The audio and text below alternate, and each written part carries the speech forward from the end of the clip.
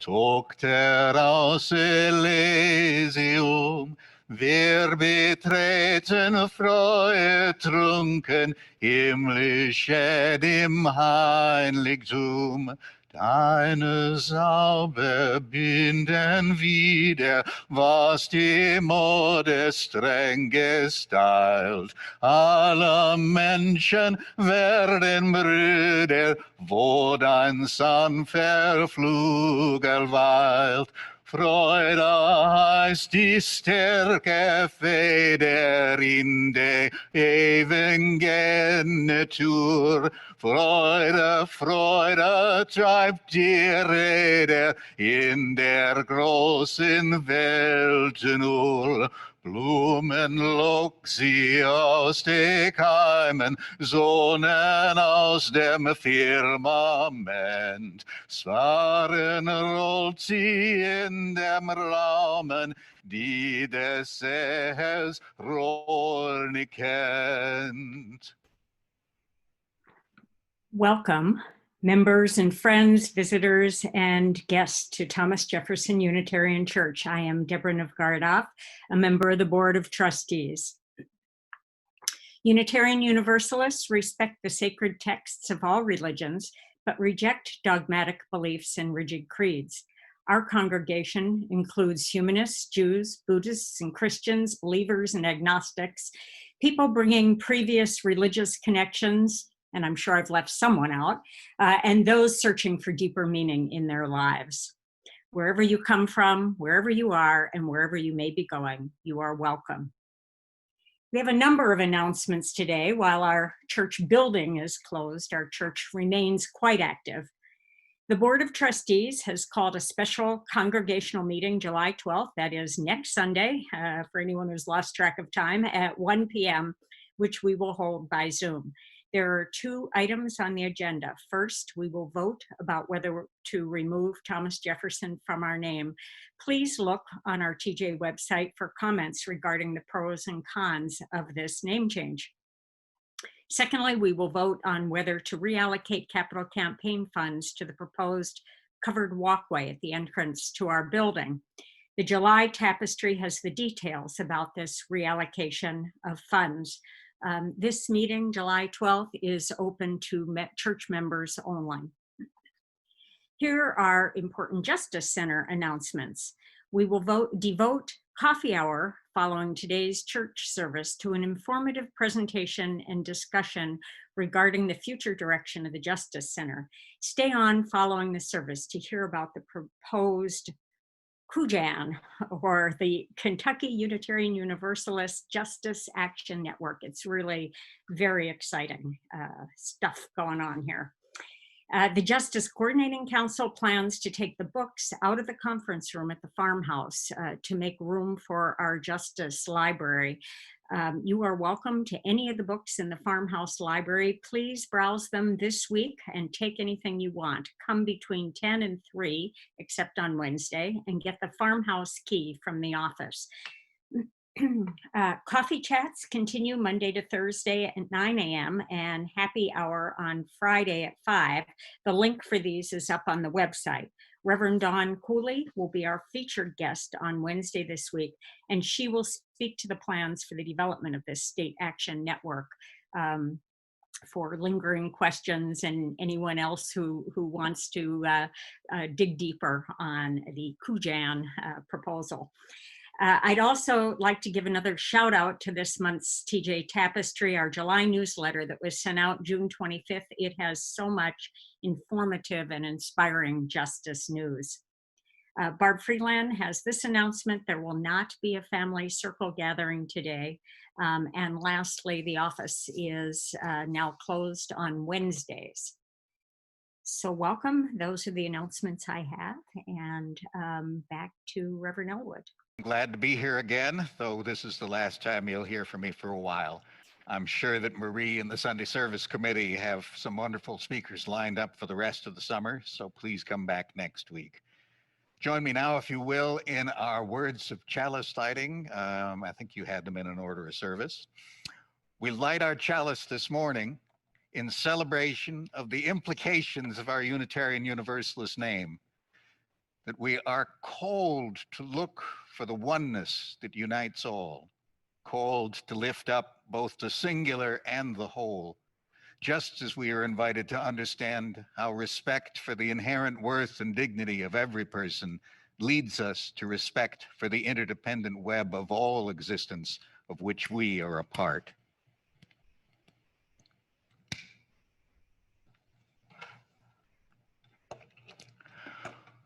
I want to begin this morning with a video that resulted from an experiment in collaborative filmmaking. A filmmaking group rewrote the Declaration of Independence for today's world.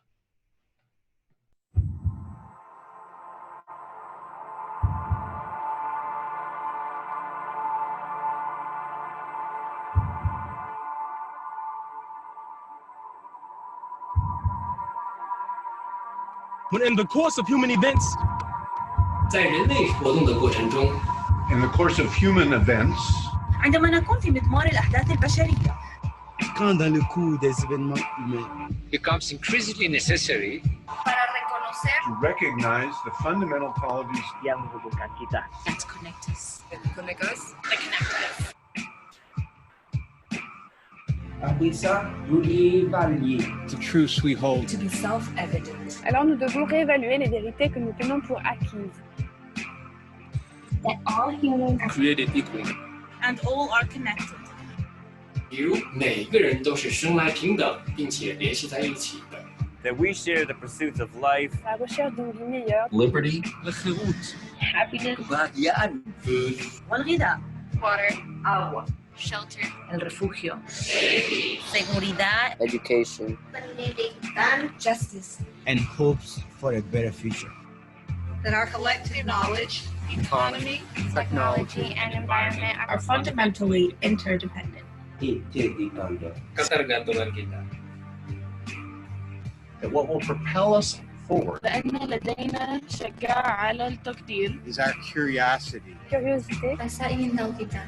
Our ability to forgive, kemampuan kita untuk memaafkan, our ability to appreciate, Our courage. our courage, Sobranian kita. And our desire to connect. شجاعة ورغبتنا في التواصل. D'être connecté. kun connected. That these things we share. في نهاية المطاف إلى تطور. To our fullest common potential. Le cose che noi teniamo insieme sono le cose del nostro mondo. 我们应该严肃对待我们的问题。 We should never take ourselves too seriously. Kwa sababu jambo jingine linalotuunganisha هو قدرتنا على التحدي. Dan upaya kita untuk belajar dari kesalahan kita. So that we can learn from the past. Understand our place in the world. Memahami tempat kita di dunia. and use our collective knowledge. To create a better future. 去创造一个更美好的未来。 So perhaps it's time Jadi mungkin sudah saatnya kita That we, as a species, sebagai spesies, as a species, Love to laugh. Que disfrutan de reír. love to laugh, Poser questions. Bukan pertanyaan. ask questions, and connect. do something radical and true.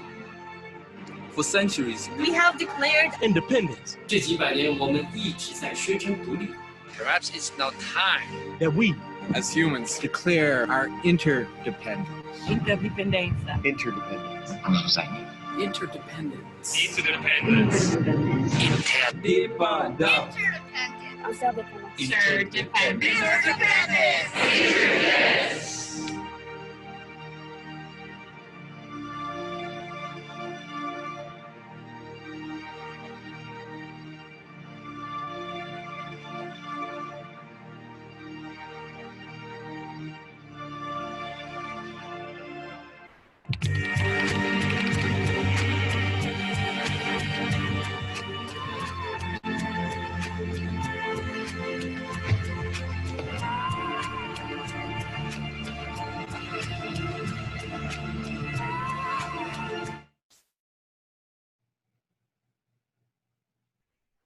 For our time for all ages, I bring you something from a school in South India, which describes itself as a space designed to offer a child the very essence of interdependence. The slide that you see in front of you shows something that's on their website, the contrast between ego and echo that I'll come back to later. I hope this little lesson will help you see a different emphasis than the one you may be used to. Page begins with a little poem that says, I am free when I can see how tree is me and I am tree. And it continues, when I tell the children that I don't care about independence, but care instead about interdependence, they say to me, Uncle, I want to be like my papa. He does everything for himself and does what he wants. He's independent. And I smile and ask if Papa milks cows to get your milk. And they say no. Does he grind the corn for your porridge? And they say no. Does he read only from books he wrote himself? And they say no. And they begin to think some more. And then I ask them, do you see a cloud in your notebook? And they say no, and this time they look at me funny. I smile and say, well, one day a cloud cried, and it rained on the earth, and a little seed got some water, and it grew up into a tall tree. And then a woodcutter cut the tree down, and a factory pulped it and made it into paper. And then a binder stitched the paper into a book, and the shopkeepers sold you your notebook. Now do you see the cloud? And they smile and say yes. And then I ask the children, who are you? That is, what all has gone into who you are? And as they think and express their thoughts, they talk about how each person they've met and each book they have read and each movie that they have seen and so much more has all come together to help make them who they are. Then I pretend to lock the door to our classroom and I ask the children, what is freedom? And they look at the locked door and say, it is to be out of this room and to be able to do what I want, however I want. And I ask, what if I let one of you out of this room, but keep the rest of you locked up? Will that one child be free? They have to think about that and talk about it for a while. And then they decide, no, that one child will not really be free, just as if all the rest of us were outside and only one child were locked inside. Those outside wouldn't be free either. We understand that we're part of each other, so that any one of us will be free only when all of us are free. Then there's one last poem that goes, then I ask and ask some more, and they say, why do you ask so much? And I say, oh, to live, we need to be aware. We learn from what each would share. To live, we need to be aware. We learn from what each would share. You can try out these questions with your own family. How are you interdependent? Can you see the cloud in a piece of paper? Who are you? What has helped make you? And is freedom something for all of us? I expect that most of us were taught that independence was a goal to be achieved. But this school, at least, reminds children that interdependence is the reality in which we live. So let it be.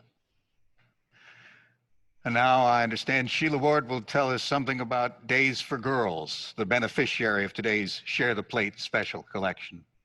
I'm Sheila Ward, and I'm the current chair of the International Justice Committee. and we were given the task of selecting a charity for the July Share the Plate collection. And so we selected a Days for Girls project. Now, I know that some of you have had exposure to our Days for Girls activities, and some may not have a clue what I'm talking about. So I'm going to give you a little review and then tell you about the specific group that we plan to support with this collection. Days for Girls is an international nonprofit organization dedicated to creating a more free, dignified, and educated world through providing access to sustainable feminine hygiene solutions and health education. Since 2008, Days for Girls has reached more than 1 million women and girls in over 100 countries. Hygiene solutions are a simple and effective way to enable girls to go to school and women to go to work without interruption each month. Our Louisville Days for Girls team has made washable hygiene kits for over 300 girls in the past 3 years. And some of you have helped to assemble those kits and pack them in suitcases destined for Kenya, Nigeria, and one of the largest refugee camps in the world in Lebanon. In addition, our International Justice Committee has sponsored 2 4-hour community education sessions in Kenya. And now I'm getting to the Days for Girls activity we intend to help with this collection. The third part of the Days for Girls mission is to mentor and support women to make and sell these sustainable period products in their own countries. We plan to send today's offering to the Guatemala Enterprise Office. Prior to the pandemic, our Louisville Days for Girls team was planning to travel to Guatemala to take as many kits as we could carry to a school district and to provide an education session and visit an enterprise office to see the work ourselves. And hopefully someday we may be able to do this in the future. Supporting these women in Guatemala supports the purpose of the International Justice Committee and this church in embracing the interconnected web of all existence, of which we all are a part. Thank you in advance for your contribution. I think it will make a difference in the world. And you can find that Days for Girls listed in the options under that yellow donate button at the bottom of the website page. Thanks again. Back to you, Elwood. As you figure out how to get to the website and make your donation, I'll sing a song back from the 60s for the offertory. If I had a hammer, I'd hammer in the morning, I'd hammer in the evening, all over this land. I'd hammer out danger, I'd hammer out a warning, I'd hammer out a love between my brothers and my sisters, all over this land. Ooh, if I had a bell, I'd ring it in the morning, I'd ring it in the evening, all over this land. I'd ring out danger, I'd ring out a warning, I'd ring out a love between my brothers and my sisters, all over this land.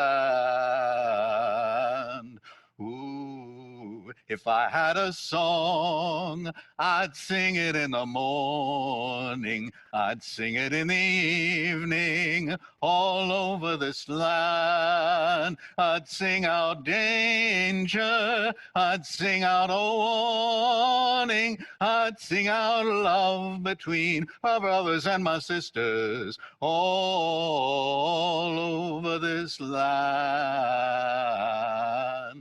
Now I've got a hammer and I've got a bell, and I've got a song to sing all over this land. It's the hammer of justice, it's the bell of freedom, it's the song about love between my brothers and my sisters, all over this land.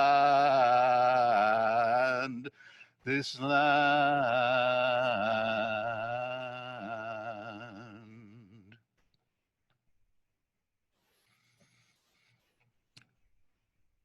People keep telling stories meant to divide us, stories meant to pit some of us against the rest of us, instead of thinking of all.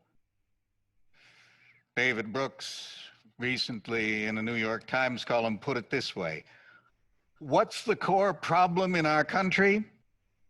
It amounts to a refusal on the part of lots of Americans to think in terms of the social whole, to think of what's best for the community, of the common or public good.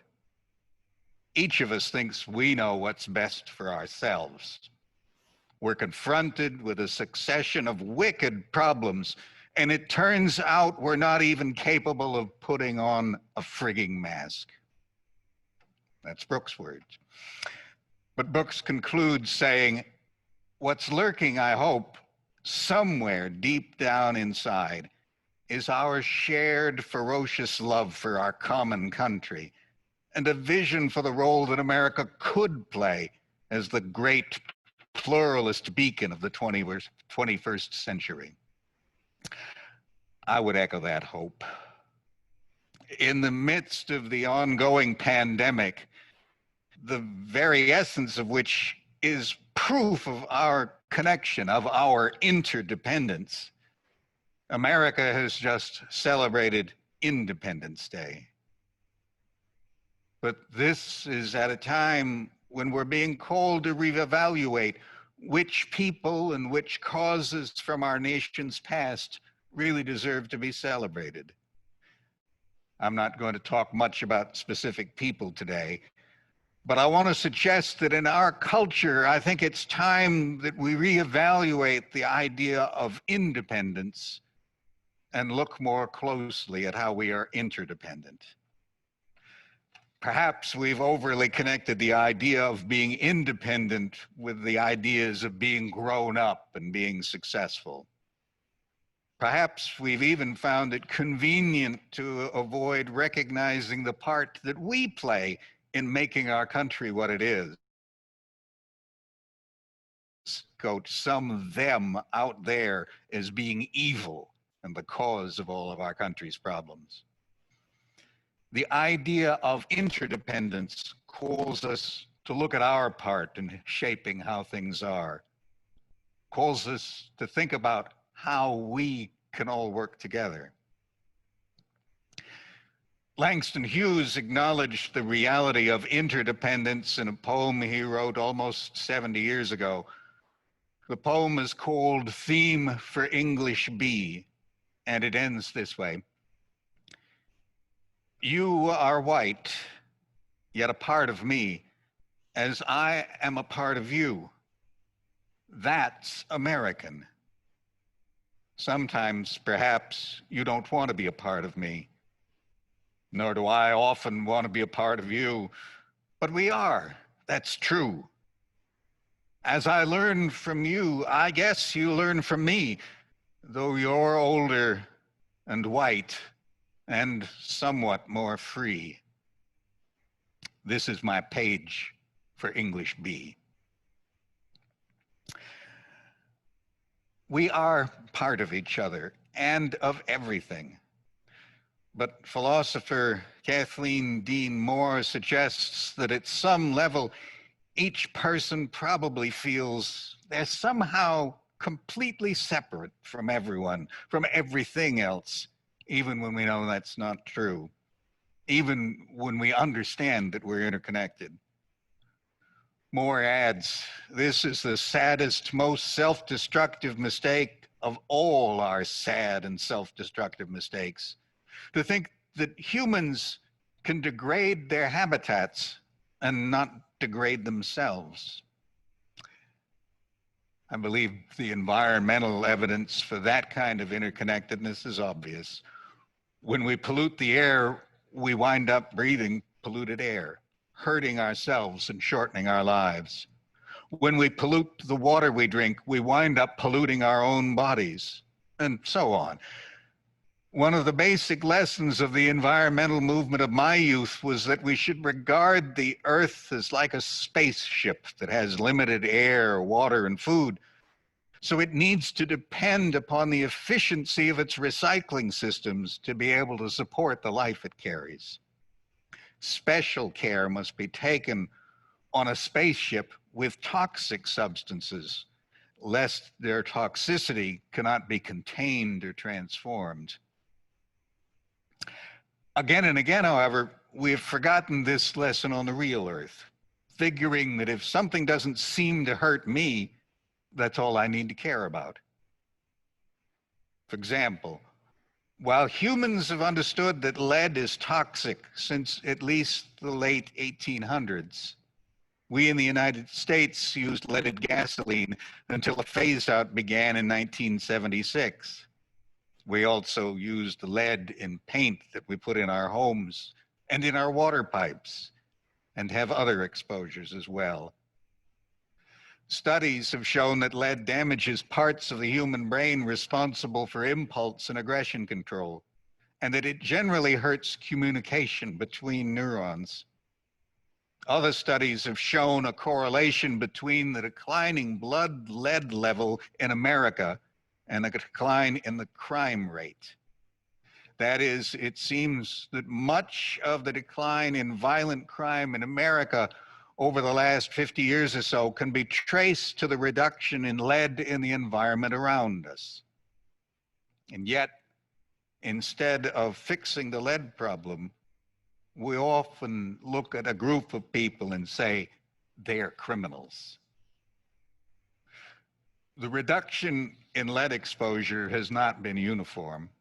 According to Harriet Washington, African Americans and other marginalized Americans of color are significantly more likely to be impacted by lead and other chemicals because of where the American system has let them live. And lead affects children more than adults. And to this day, African American children are disproportionately affected. Think of the water systems in Flint, Michigan, and in many other places across America where lead is left to leach into the drinking water. Think of where landlords are least likely to have conducted the proper lead removal or remediation, and of the people least likely to have an alternative to substandard housing. Washington, an award-winning African-American writer, argues that whatever IQ may test for, it appears that at least some of the apparent IQ gap between white and black scores is due to the greater exposure of blacks to a variety of environmental toxins, including lead. She writes, I submit that in today's communities of color, IQ is largely compromised by disproportionate health assaults, like a legion of chemical exposures, nutritional deficiencies and poisons, alcohol, drugs, and pathogens that cripple the nervous system. Here in Louisville, U of L professor John Gilderbloom saw the reports that people who live in the West End have a 10 or 12-year life expectancy deficit compared to the people who live in the East End. And he looked more deeply into the possible connection between pollution and earlier death. A new paper by Gilderbloom and two others concludes that one of the major causes of premature deaths was the proximity to Rubbertown's toxic contaminants, an effect that ranked fourth after the risk factors of race, income, and crime. Living near old, contaminated brownfield properties also had an effect on life expectancy. So a report on this paper says, taken together, living near Rubbertown and near brownfield sites explained as much as 75% of the lifespan variance among Louisville neighborhoods. Gilderbloom wrote recently for Bloomberg City Lab that, quote, Louisville has the most polluted air of America's hundreds of mid-sized cities. But the burden isn't shared equally by all who live there. The predominantly black residents of Rubbertown, which is home to Louisville's chemical industries, And those in nearby West Side neighborhoods are about twice as likely to have asthma as those on the city's largely white East Side, according to the Centers for Disease Control and Prevention. They're also twice as likely to have high blood pressure, 4 times more likely to have chronic obstructive pulmonary disease, and 6 times more likely to have heart disease. Scientists agree that pollution is a major cause of these conditions. This leaves Rubbertown now uniquely vulnerable to COVID-19, which hits those with pre-existing conditions hardest. Interconnection in ways that hurt. Gildeblum goes on to note that it appears to be pollution here in Louisville, not just poverty, that is the problem. He says, we compared the age of death for people in Louisville's bottom income quartile with similar residents in the 5 cleanest of America's middle-sized cities, all of which heavily regulate air pollution. We were shocked to find that poor men in Louisville died 5 years earlier, and poor women died 4 years earlier than their counterparts in clean air cities with strong pollution controls. And so it can be understood that when people take to the streets of Louisville now saying, I can't breathe, it's more than just police behavior that's at issue. Dr. Robert Bullard, the Black professor of urban planning, who is often regarded as the father of the environmental justice movement, connects the dots, saying, the cry of I can't breathe is a decades-old complaint by communities who have suffered higher rates of asthma, diabetes, strokes, and now deaths from COVID-19 because they have borne the unfair burden of pollution. We are interdependent, and people suffer when we try to pretend we aren't. When we make some people pay for our convenience with their very lives. How did all of this come to be? Well, those of you who have been studying the problem of white supremacy thought have been reviewing how racist policies came to be justified by racist ideas. That is, American racism, the policy or the ideology was created to justify slavery, the policy. It was created to help white people think that they were different from black people. I think that a focus on independence at the expense of recognizing interdependence has helped develop the American reality where we think we're separate. I think some of the stories basic to our culture have helped overemphasize independence and separateness, in fact. For example, and you put the slide up now, if you will, one of the creation accounts in Genesis tells us that God created man first, then the animals and birds, and then finally the first woman from the rib of the first man. That story has been used to show how man as first is above all living things. If you take a look at the slide on the ego side, you'll see what I take to be a representation of a man on the top of the pyramid, bigger than what I take to be a smaller female representation in the second rank. The ego side represents a patriarchal hierarchy in its effort to categorize creatures from the highest to the lowest. The eco side attempts to represent a different way of appreciating the world, the circle, if you will, of life. The pyramid, I think, has helped us have a warped view of things. The first creation account in Genesis, the one you remember better, the one by days, similarly sets up humans as apart from and in charge of the rest of creation. It claims that on the fifth day, before the first humans were made, God created water creatures and birds. And then on the sixth day, God first created Earth's other living things, quote, according to their kinds. Then human beings were created to have dominion over the fish in the sea, the birds of the air, the cattle, all wild animals on land, and everything that creeps on the earth. Conservative Christians have taken that language about kinds to be in denial of evolution, while the whole story is used to claim that humans were specifically created apart from the rest of Earth's life, and that instead of the reality of interdependence, all living things exist simply to serve humans. And we can go back away from the slide now, I think. People like Jefferson Davis, whose statue until recently occupied a place of honor in the Kentucky Capitol, went further than those two of the first Genesis accounts. History professor Ibram X. Kendi explains that in 1860, on the floor of the United States Senate, Davis objected to a bill which would have funded the education of blacks in the District of Columbia.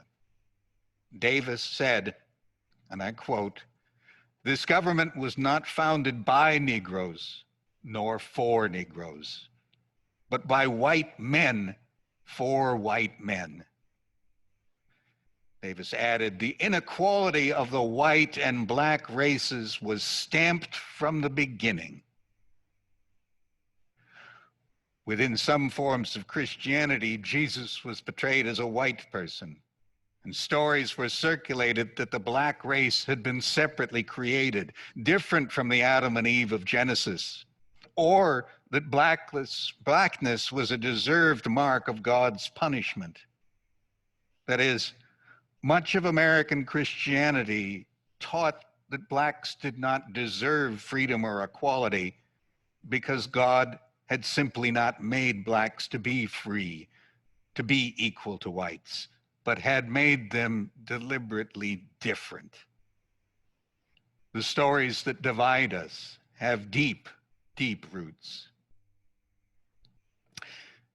The evolutionary record from the earth and from the study of genetics shows us that all humans share a common descent from primates and then hominids, and that we are all related. Even evolution, though, for some time was used to try to show that humans were the pinnacle of creation, the top of the pyramid, as the ego side of the slide showed you. Some scientists even tried to justify claims of white supremacy using a variety of measurements and claiming that whites were obviously the fittest, the most advanced, and destined to be masters, to be a master race. Science, for a time, seemed to be mostly looking at pieces of things in order to better understand the things themselves. Scientists busily looked at atoms and at subatomic particles, at cells and their components, and so on. But science is self-correcting, and with the rise of disciplines like ecology, scientists began to pay more attention to systems and to interdependencies.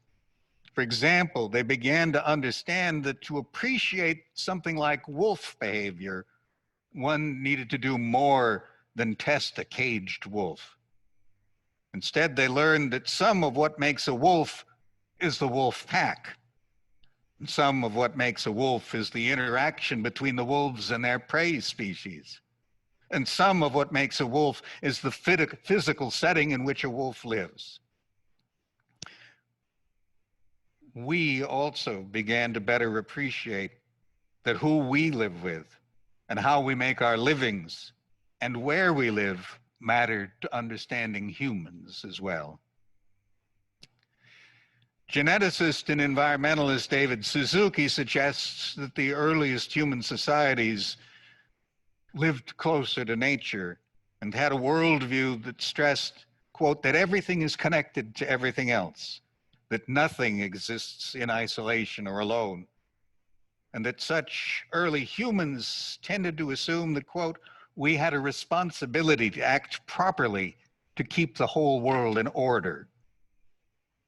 As we humans have grown more powerful and have more and more created our own habitats, Suzuki argues we've found it easier to assume that we're different from other life and independent of nature's constraints.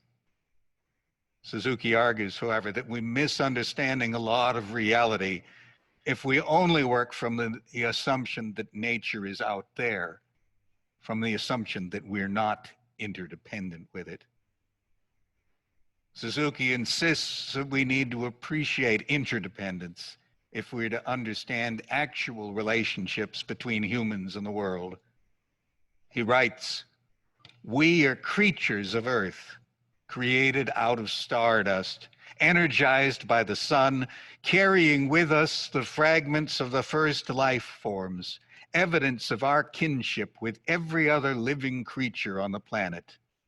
As Earth beings, we share in life's basic survival method, diversity, both biological and cultural, and we are honed by evolution to live in the company of our fellow life forms." Environmentalist Aldo Leopold put it this way: all ethics so far evolved rest upon a single premise, that the individual is a member of a community of interdependent parts, a community that includes soils, waters, plants, and animals, or collectively, the land, the earth. Jack Forbes, a Powhatan Renpe writer, put it more viscerally, telling Kathleen Moore, "You could cut off my hand and I would still live. You could take out my eyes and I would still live. Cut off my ears, my nose, cut off my legs, and I could still live. But take away the air and I die. Take away the sun, I die. Take away the plants and the animals, and I die. So why would I think my body is more a part of me than the sun and the earth?" We exist because we are interdependent with the earth and with each other. Those of you who are studying social justice will likely have come across a relatively recent term, intersectionality, a word created by Kimberly Williams Crenshaw only in 1989 that expresses another dimension of interdependence. UU Minister Jennifer Nordstrom explains that intersectionality is used to describe the way societal patterns of power and oppression overlapped and intersect with each other. Women will experience sexism differently depending on their race, class, gender identity, and sexuality, for example. People of color will experience racism differently based on their class, gender identity, and sexuality. And so, for example, while climate change threatens the whole world to some degree, quote, the individual threats we face as a result of it are particular to where we live and to our access to power and resources. And so unfortunately, people in formerly colonized countries who have experienced fewer benefits of the industrialization that has caused climate change are more likely to experience harm from climate change sooner and with fewer resources to adapt and survive. What we need to notice is that even our suffering connects us. Fortunately, as humans begin to appreciate more and more of our interconnectedness, not only science, but also theology has begun to change in sometimes fundamental ways. For example, Christianity has in large part focused on a goal of individual salvation. What matters, many Christians were taught, was whether they individually were saved and would supposedly be allowed to enter heaven, such that parents were told it was better to reject their gay child than to risk their own chance at salvation by upsetting a petty God who was distressed by gayness. UU Minister Sherry Prodome has observed, conceptions of a neat and orderly, all light, all good, and all powerful transcendent God serve a worldview in which the environment, women, people of darker complexion, and people of non-Christian faiths are conquered or subdued by powerful, controlling elites who allied politics, economics, and Christianity to increase their power in the name of their God. Radical Catholic theologian Rosemary Ruther insisted that the basic doctrine of individual salvation is troubling, saying, this concept of the immortal self, survivable apart from our particular transient organism, must be recognized not only as untenable, but as the source of much destructive behavior toward the earth and other humans. Saying that this world doesn't matter because only the next one is important creates problems here. And so responsible theologians invite us to be suspicious of people who label the so-called other as evil, insisting that interdependence means that good and evil are found in each of us, in all of us. Ruther, for example, would seem to adopt a more Taoist-like understanding, saying, in this new understanding, good lies in limits, in a balancing of our own drive for life with the life drives of all others with which we are in community, so that the whole remains in life-sustaining harmony. Independence can imply not caring about others. Interdependence implies caring about a sustainable harmony, one that we're part of. I think our UU principles have pointed us in a good direction. We begin with the recognition of the inherent worth and dignity of each person. Each of us is, in fact, unique. But recognition of our uniqueness does not deny that all of us are interdependent with each other and with more. And so we are called to respect the interdependent web of all existence of which we are a part, and called to not just develop a right relationship with the earth, but with our human neighbors. Recent article in the New York Times shows some of this new spirit, where environmentalists now insist, quote, it's important for policymakers to understand that addressing environmental vulnerability is not distinct from problems of police brutality, health disparities, or other racial inequities. The article goes on, we're talking about racial inequities and other injustices across the spectrum, says Heather McTeer-Toney, the National Field Director for Moms Clean Air Force. We're not talking about just one thing, which is why it's a special moment now. She called this moment a wake-up call for climate advocacy groups, which are still overwhelmingly white. Wake up to learn to help communities of color achieve their environmental and energy goals, rather than simply encourage those communities to join broader national campaigns.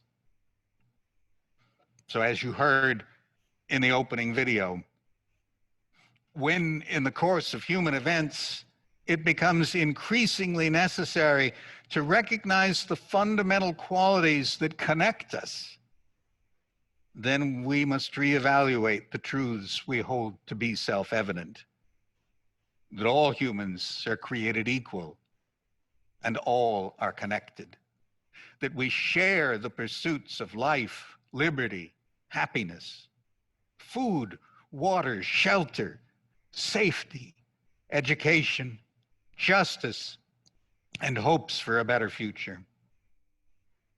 Or, as the words attributed to Chief Sealth, sometimes known as Chief Seattle, put it, this we know: the earth does not belong to us. We belong to the earth. This we know: all things are connected like the blood which unites one family. Whatever befalls the earth befalls the sons and daughters of the earth. We did not weave the web of life.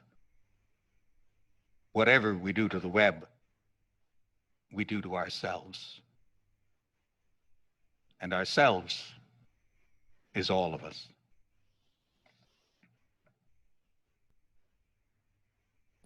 There are those who fought for freedom, gave their lives or went to jail.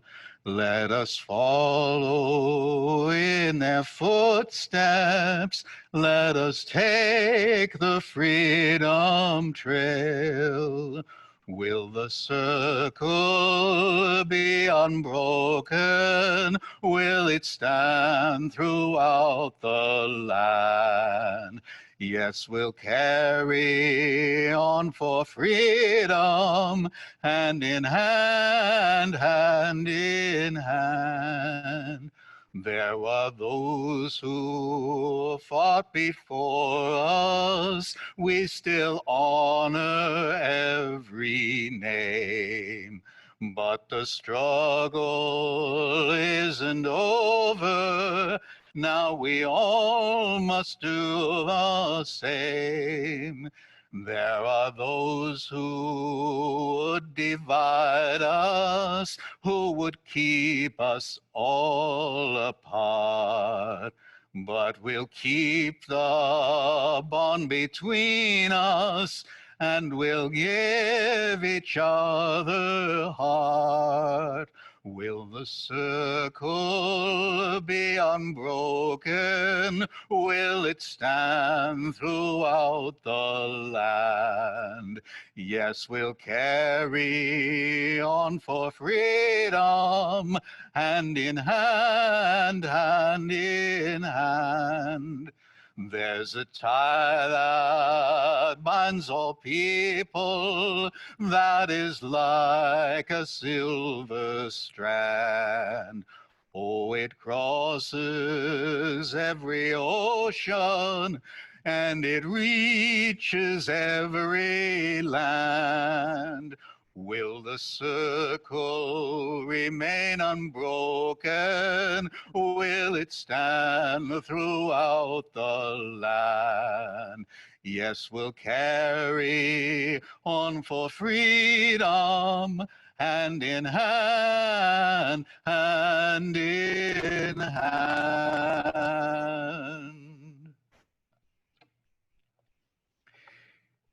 You may not know our words for extinguishing the chalice, but Edward Shemp was a Unitarian Universalist who challenged a Pennsylvania law that required the reading of 10 Bible verses each day, followed by a joint recitation of the Lord's Prayer and then the Pledge of Allegiance in public schools at the beginning of each school day. Shemp's son, in good UU fashion, protested the law by reading not from the Bible when it was his turn, but from the Quran. The Shemp family's part in the Supreme Court decision, back when the separation of church and state was taken more seriously, was overshadowed to some degree by the fact that a case brought by the famous atheist Madalyn Murray O'Hair was joined to the Shemp case. And O'Hair was more interested in publicity than was Shemp.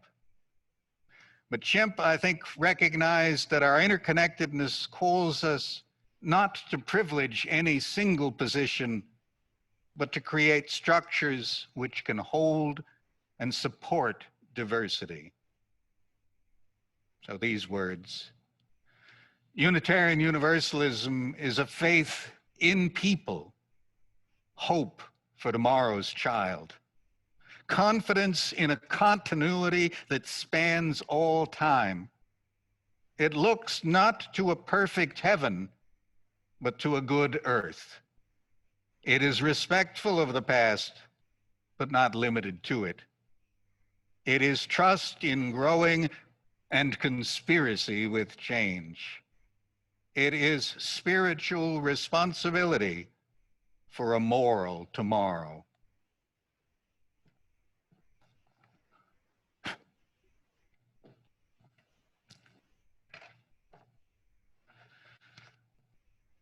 And our closing words of interdependence are from Václav Havel, the last president of Czechoslovakia and the first president of the Czech Republic, a supporter of the Czech Green Party and a recipient both of the Presidential Medal of Freedom and the Gandhi Peace Prize.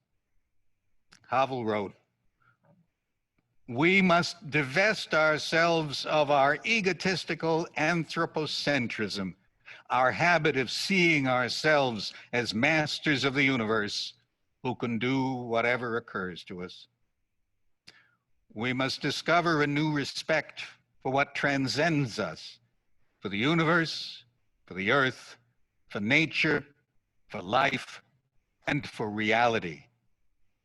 Our respect for other people, for other nations, and for other cultures can only grow from a humble respect for the cosmic order and from an awareness that we are a part of it, that we share in it. So let it be."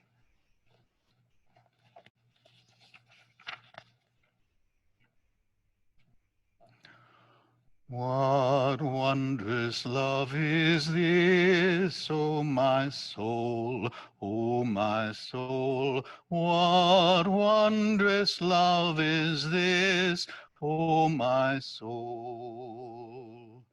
What wondrous love is this that knows no prejudice, but seeks an earthly bliss for all souls, that seeks an earthly bliss for all souls. Though bigots may assail, O my soul, O my soul, though bigots may assail, O my soul, though bigots may assail, 'twill be to no avail if truth will yet prevail in my soul, in my soul. Yeah, truth will yet prevail in my soul. When I am sinking down, sinking down, sinking down. When I am sinking down, sinking down. When I am sinking down, I will not in silence drown, but speak though tyrants frown for my soul, for my soul. Yes, speak though tyrants frown for my soul. When everyone is free, we'll sing on, we'll sing on. When everyone is free, we'll sing on. When everyone is free, we'll rise and joyful be, and through eternity, we'll sing on, we'll sing on. Yes, through eternity, we'll sing on. Take care, all.